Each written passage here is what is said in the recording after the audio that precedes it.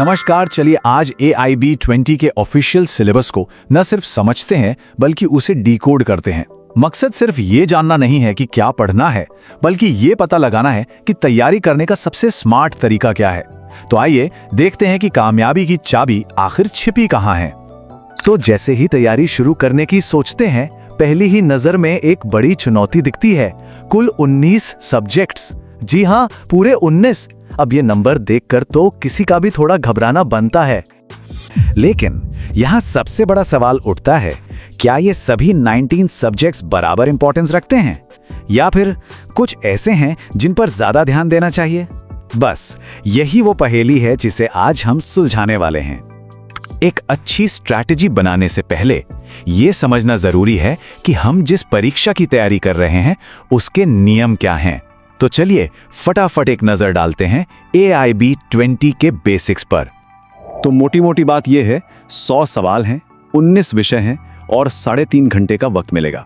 लेकिन यहाँ जो सबसे जरूरी सबसे काम की बात है वो है कोई नेगेटिव मार्किंग नहीं है।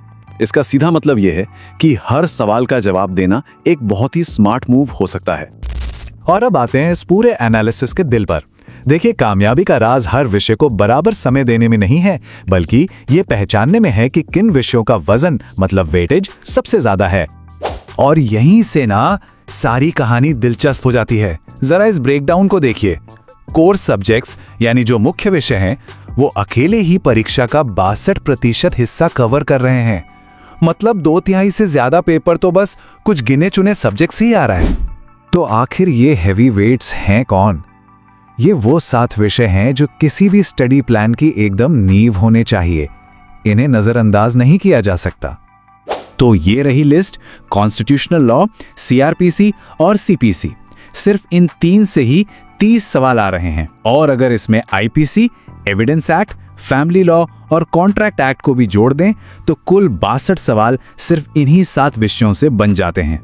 तो बात साफ है, इन पर अच्छी पकड़ बना ली तो पासिंग मार्क्स से कहीं ज्यादा स्कोर किया जा सकता है।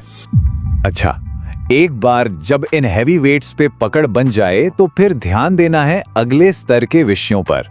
इन्हें हम सपोर्टिंग सब्जेक्ट्स कह सकते हैं, जो स्कोर को और बेहतर बनाने में मदद करेंगे।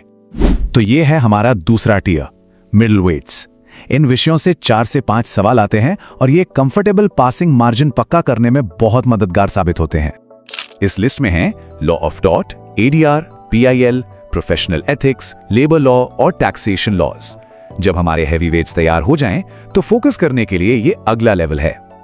और अब आते हैं सबसे आखिरी टियर पर, स्पेशलिस्ट। ये वो खास विषय हैं जिन्हें तैयारी के आखिर में उठाना चाहिए। Administrative law, company law, environmental law, cyber law, land acquisition और इंटेलेक्चुअल प्रॉपर्टी लॉज। इन विषयों से बस 2-3 सवाल ही आते हैं, इसलिए इनके लिए एक बेसिक समझ ही काफी है। बहुत ज्यादा गहराई में जाने की जरूरत नहीं। तो इस पूरे विश्लेषण का, इस सारी मेहनत का निचोड़ क्या निकला? चलिए सबसे जरूरी बात पर एक आखिरी नजर डालते हैं। प्राथमिकता की ताकत यहां साफ दिखती है। एक तरफ सिर्फ टॉप 5 विषयों पर ध्यान देने से 46 सवाल कवर हो जाते हैं। वहीं दूसरी तरफ सबसे कम वजन वाले 8 विषयों को मिलाकर भी सिर्फ 21 सवाल बनते हैं। ये जो फर्क है ना, यही स्मार्ट तैयारी का आधार है।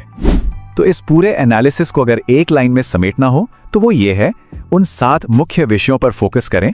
100 में से 62 सवाल उन्हीं से आ रहे हैं। इससे ज्यादा सीधी और असरदार रणनीति और कोई नहीं हो सकती। तो अब जब ये सारी जानकारी सामने है और हर विषय का वजन पता है, तो सवाल ये है कि एक अच्छी और असरदार स्टडी स्ट्रैटेजी आखिर कैसी दिखनी चाहिए। इस एनालिसिस का इस्तेमाल करके एक ऐसा प्लान बनाया जा सकता है जो सफलता की संभावना को कई गुना बढ़ा दे।